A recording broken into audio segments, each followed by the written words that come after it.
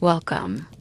Tonight, you're invited to journey back through millennia to a time when the rhythm of life was dictated by seasons, by the rise and fall of the sun, and by forces far beyond human control. Imagine yourself standing on the edge of the Fertile Crescent, where the first farmers coax life from the soil with nothing more than simple tools and steadfast resolve. Over the next 8 hours, we will move gently through the world of Bronze Age Mesopotamia, walking in the footsteps of those who tilled barley fields, who crafted the first laws, who raised monumental temples from the earth, and who lived lives of both struggle and surprising refinement.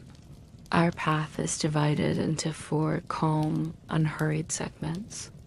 In the first, you will feel the weight of a day in the life of a Bronze Age farmer. Every chore, every hardship, and every small comfort. We'll lean into sensory details, the soft chill of dawn, the dull thud of stone on grain, the murmur of canal water against clay vessels. By the end of this first chapter, you'll know why you wouldn't last a day in that world, and why. In your own bed tonight, you're infinitely fortunate. When you're ready, settle in, adjust your position, and allow the steady cadence of history to carry you toward sleep. Why you wouldn't last a day as a Bronze Age farmer. Dawn's awakening. You awaken before the sky has even begun to lighten. Imagine the roughness of your woolen blanket, still damp from last night's chill. A single oil lamp guttered in the corner, its glow flickering against mud brick walls. The air is thick with the scent of damp earth drifting through the unglazed doorway. Rising to your feet, you feel the firmness of the packed earth floor beneath your sandals. Outside, the world is muted, only distant jackals stirring, the faint murmur of water flowing through the canal that runs past your small thatched shelter. You gather your clay vessel, its rim chipped from months of use, and step onto the canal bank. The cool water laps at your fingers as you lift the amphora, muscles straining under the humble weight. Water and wicked weeds. With dawn's pale light, you carry 2 full jars back to your patch of barley and emmer. The fields lie in neat, ancient furrows, yet they demand constant attention. You tilt the jars, letting water seep into the thirsty channels. Each planted grain waits like an expectant child, reliant on your care, but water alone is not enough. Weeds, stubborn, wiry bindweeds, have crept between your crocks. You bend low, bracing your knees in the moist soil, and yank them free by hand. The roots tug back fiercely, a reminder that nature resists every attempt at submission. You toss the unwanted plants aside, feeling the slimy texture of crushed stems between your fingers. Flint, sickle, and sweat. By mid-morning, the sun has climbed and the work grows more urgent. You pick up your sickle, a crescent of polished flint affixed to a wooden haft. The blade gleams faintly, but its edge is uneven, nicked from seasons past. With a steady hand, you begin to harvest a section of ripe barley. Each stroke requires focus. Too heavy a jerk and the blade snaps, too light and the stalks bend without cutting. The sound is a soft rasp. Grain stalks fall into woven baskets at your feet. Your palms press against the warped wood handle, knuckles whitening with effort, sweat beads at your hairline trickling along your brow. In the distance, a pair of oxen's lowing calls you back to your companion's share of the field. Pests, prayers, and plagues. Noon brings a different challenge. Clouds of locusts, tiny, winged marauders descend. Their bodies, each no larger than your thumbnail, gather on stalks and leaves, devouring every green shoot. There are no netted traps or chemical sprays. Instead, you clutch amulets carved with protective symbols and murmur prayers to the storm god, hoping to ward off this natural onslaught. Locusts crackle underfoot as you stomp them into the soil. Their frantic buzzing fills your ears, a relentless reminder that crops can vanish in moments. You pause, lifting a handful of shriveled insects, and consider the fragility of all you've built. Filth, fevers, and folk remedies. The canal's edge also serves as your latrine. Open to the sky, its stagnant water invites both mosquito and microbe. Fleeting relief follows each visit, but soon you feel the telltale burn of a fever rising in your joints. Fingers curl in pain. Your breath comes more heavily. Without physicians or apothecaries, you rely on poultices of ground reed mixed with goat's milk. A neighbor's wife offers crushed tamarisk berries, said to cool the blood. You press these damp poultices against your temples, tasting the earth in each grain of sand clinging to your hand. The long, restless night. As dusk drapes the sky in muted plum tones, you kindle a small fire at the edge of the field. Shadows dance across the mud brick walls. You remain vigilant. Raiders once slipped through these low walls under cover of darkness, and jackals have been known to snatch unguarded livestock. Your spear rests at your side, its wooden shaft smooth from years of use. You sip thin barley porridge, never salted enough, but enough to stave off hunger. The fire crackles softly, its glow a faint comfort against night's hush. Finally, you return to your cramped shelter, peeling damp layers from your body. Your joints ache, your eyelids droop. Yet sleep comes fitfully haunted by the memory of locust swarms and the ache of fever's grip. And there, as the fire's last embers fade, we pause. Take a slow, steady breath. Feel the weight of your body sinking into the present moment, far removed from the trials of Bronze Age toil. When you're ready, let your mind soften. As the embers of a humble farmer's campfire fade, our journey carries us from furrowed fields to the heart of a burgeoning empire. Imagine walking down a packed brick street in ancient Babylon, dust rising in gentle swirls at your feet. Ahead, a grand procession unfolds beneath mud brick walls, crowned with glazed tiles of azure and gold. This is the realm of Hammurabi, ruler, lawgiver, architect of order in a world defined by uncertainty. Hammurabi's code, lawgiver and city-state architect. Stepping into Babylon's lane, picture yourself beneath towering walls, their molded clay bricks warmed by the rising sun. The scent of fresh bitumen used to seal mortar mingles with the sweet aroma of date perfumes. Merchants display woven textiles dyed in deep lapis and saffron. Children dart between stalls, their laughter a soft echo among the columns. As you follow this tapestry of sights and sounds, you approach the palace that will define Hammurabi's reign. From humble beginnings to crowned king, born in 1792 BCE, Hammurabi was not first in line, but a younger son destined for modest duties. The narrow corridors of the royal court were a world apart from the dusty canals outside. Yet even as a youth, he studied the ways of negotiation and strategy, observing envoys from Larsa and Mari, and listening to tales of past conquests whispered in the courtyard shadows.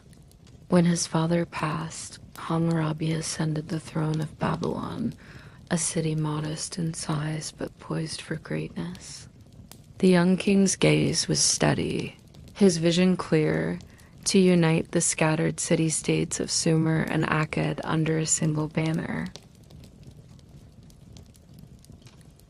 Ambition, diplomacy, and the art of war. Hammurabi's campaigns were a blend of force and finesse. He marshaled chariots of sturdy oxen and bronze-tipped spears to intimidate rivals. Yet he understood that steel alone could not bind an empire. He forged alliances through carefully arranged marriages, exchanged grain in years of plenty, and negotiated tributes that favored both giver and receiver. Visualize the thunder of chariot wheels across the soft soil outside Mari, the clatter of spears against shields as city gates opened or slammed shut in response to both sword and supplication. Each victory added a new layer of territory to Babylon's map, each treaty a strand in a growing tapestry of power. The stele's shadow, crafting an eye for an eye. In a sunlit courtyard, stonemasons carve into an 8-foot basalt stele the laws that would echo through millennia. Hammurabi's code, etched in cuneiform rows, lays out 282 articles covering commerce, family, labor, and crime. You watch the fine chiseling, each wedge-shaped symbol a precise command, each line a promise of order. Read aloud in a calm tone, the opening lines invoke Shamash, the god of justice, calling Hammurabi to bring about the rule of righteousness in the land. You trace the script with your eyes and imagine its impact, a merchant knowing the exact penalty for fraud, a farmer assured of redress if his oxen trampled a neighbor's field, a widow promised protection in her husband's absence. An eye for an eye, justice and social order. The famous principle of lex talionis resonates in your mind. Punishment mirrors the offense. But beneath its stern surface lies a subtler aim to limit vengeance, to provide structured recompense rather than endless bloodshed. Picture a crowd gathered in the ziggurat's shadow as a case is heard, disputes settled by reciting these very articles, each citizen bound by the same standard. Families cling to these laws as lifelines. A widow, her shawl stained with dust, petitions a local official when her dowry is withheld. A craftsman appeals for fair wages after building a magistrate's house. In each scene, Hammurabi's words ripple outward, lending predictability to lives once ruled by capricious custom. Personal turmoil and palace intrigue. Even kings are not immune to loss and grief.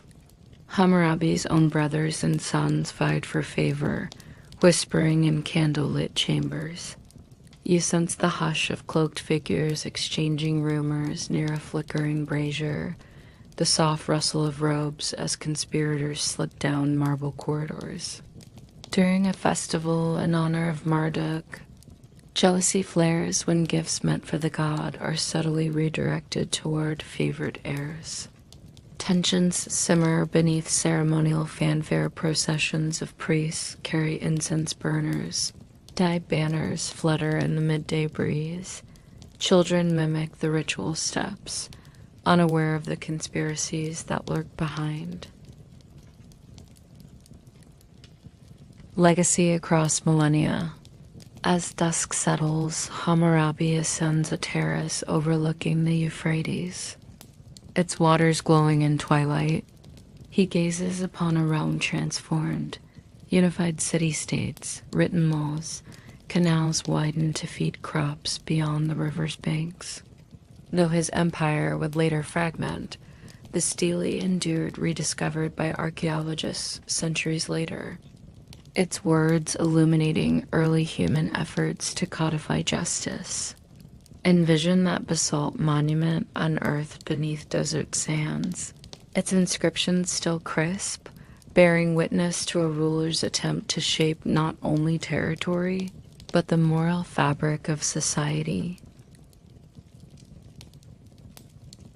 Allow these visions to drift through your mind like gentle ripples on a river. Feel the steadiness of Hammurabi's purpose, the hush of clay courts interpreting ancient law. As you breathe, the weight of stone and scroll recedes, leaving behind a serene understanding of civilization's first codified boundaries. We leave the ordered courts of Babylon behind and venture northward, across broad plains and rugged hills, until we stand before a site older than any city, a place where stone itself speaks in silent riddles.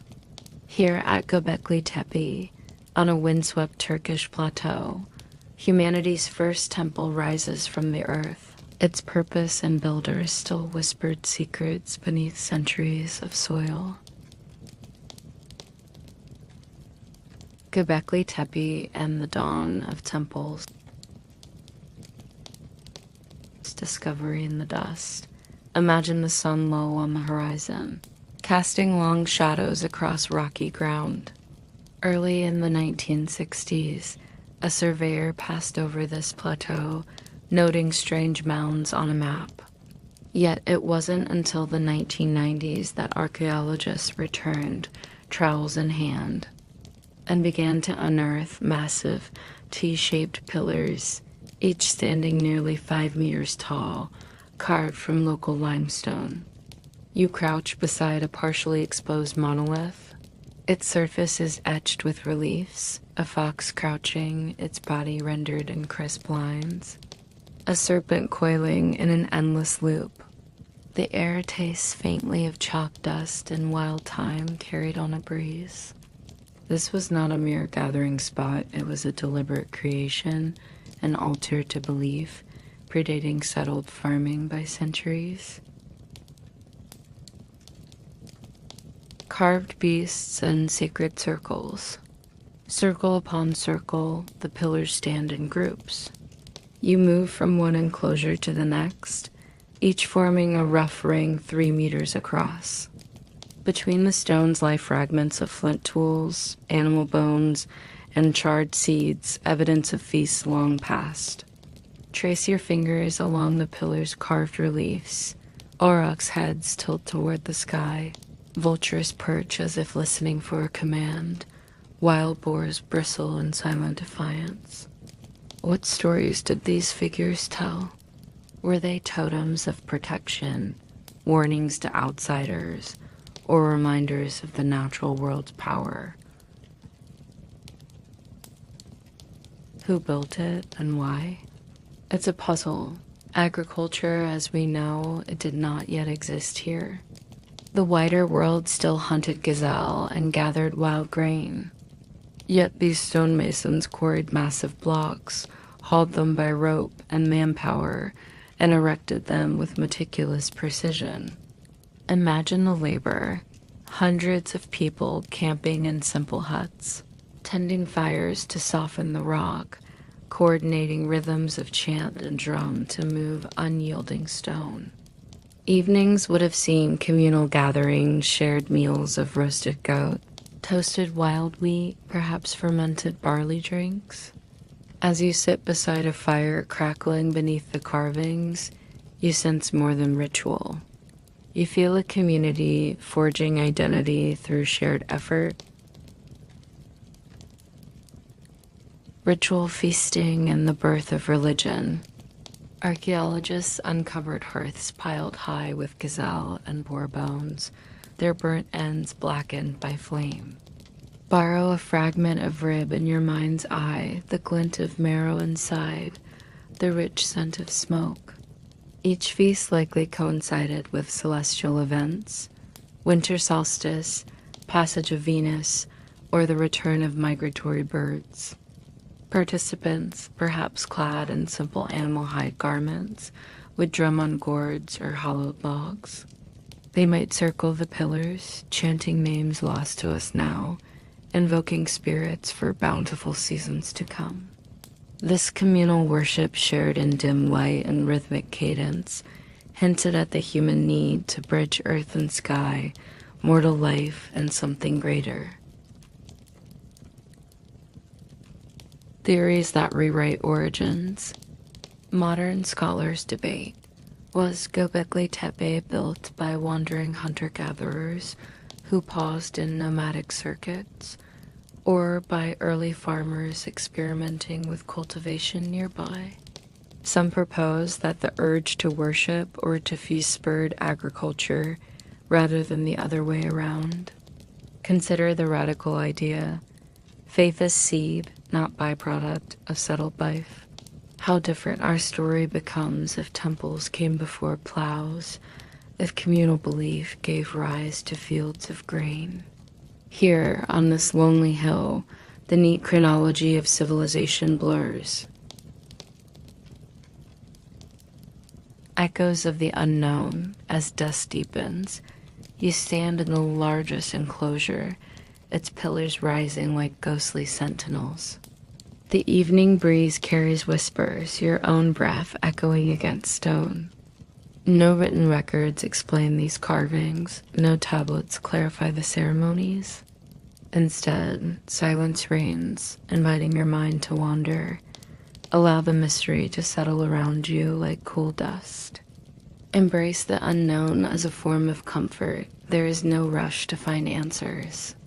The unanswered questions become a soft lullaby, each what if a gentle nudge toward rest. Let the quiet of Göbekli Tepe linger in your thoughts, the weight of carved stone, the hush of ancient songs unsung.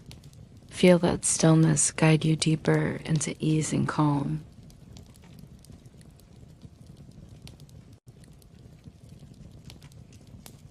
Having wandered fields, courts, and sacred mounds, we now step beyond the common walls of mud and thatch into the shaded colonnades of Sumerian palaces. Here, beneath intricately carved beams and vaulted ceilings, life unfolds with opulent rhythms, yet even privilege carries its own weight and intrigue. Life among the Sumerian elite. Morning ablutions and perfumed oils. Imagine waking in a spacious chamber floored with polished alabaster tiles, cool beneath your bare feet. A servant brings a bronze basin filled with water carried from the distant foothills, its surface rippling as scented petals drift on its surface. You dip your fingers into the liquid, lifting it to your face in slow, deliberate motions, brushing away the last traces of sleep. Heaped beside the basin are alabaster jars of scented oils, cedar bark, resin of frankincense, and rare spikenard imported from the mountains to the north.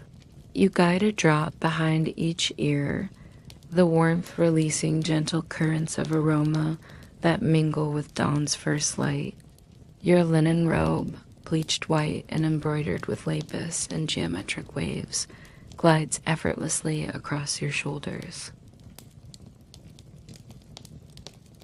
Feasting on dates, figs, and spiced lamb, stepping onto a marble terrace, you gaze over gardens of pomegranate and date palms, their fruits heavy with early sweetness. At long benches beneath tinted awnings, tables are laid with platters of glazed figs, honey-drizzled dates, and bowls of steaming lentil stew spiced with cumin and coriander. A roasted lamb, its skin crackling with sesame seeds, is carved by attendants wielding bronze knives. You accept a tender slice, the juice is warm and rich on your tongue, followed by crisp barley flatbread that flakes softly between your teeth. In the distance, musicians pluck lyres and strike small drums, their gentle rhythms weaving through conversation like a calming lullaby. artistic workshops and cylinder seals.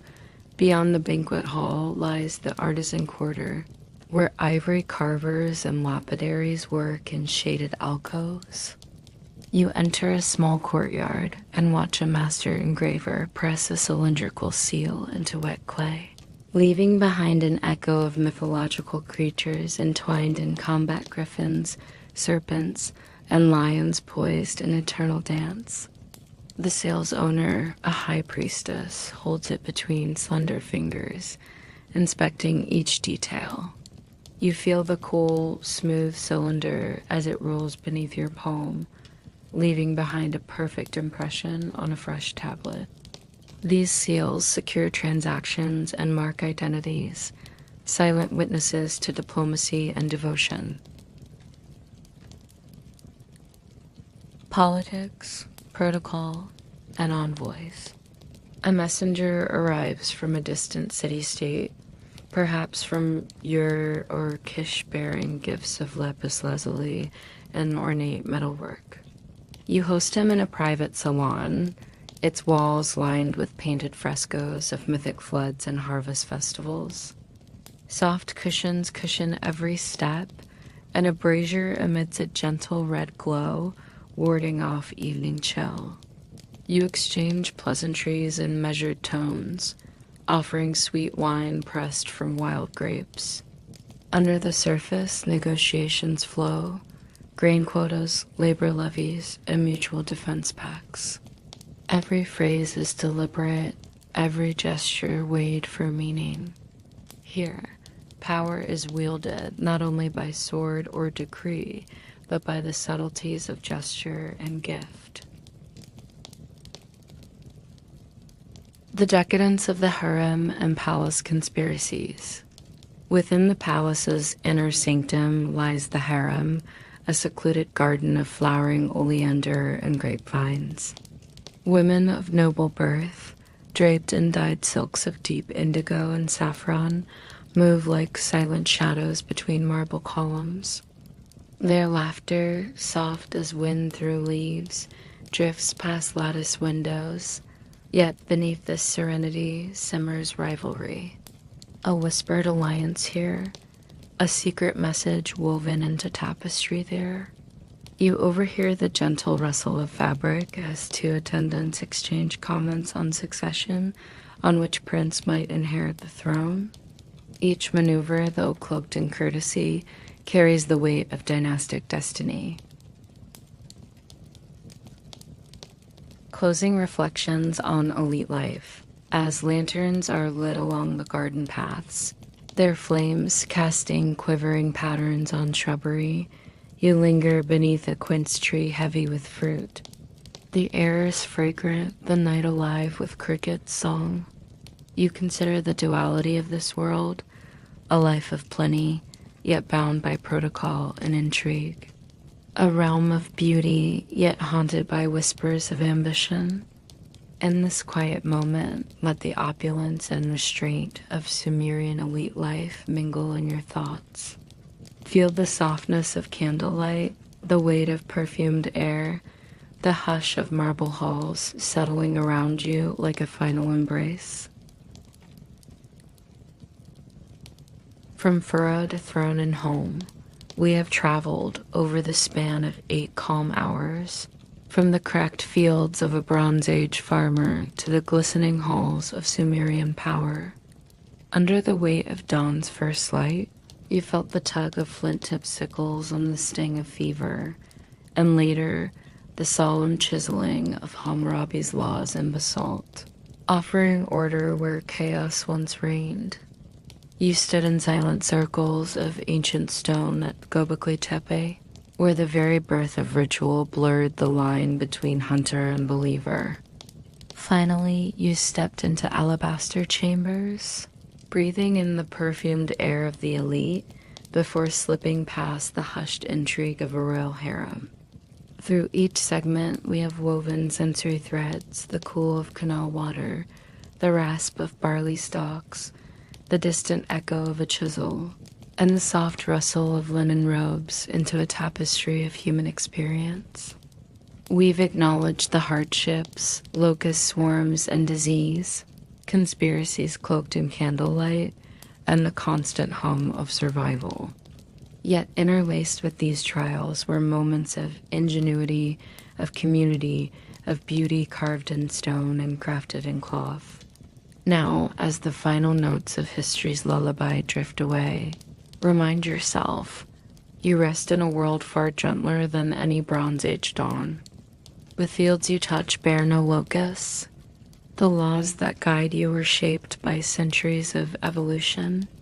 Temples now rise as quiet monuments, not as demands for blood. And in your own home, the warmth of your bed replaces the chill of thatched shelters. The ebb and flow of modern life offers comforts our ancestors could scarcely imagine. Allow your breathing to follow a slow, steady rhythm, like the turning of a water wheel in a canal. Feel gratitude for this moment of safety, of ease, and of rest.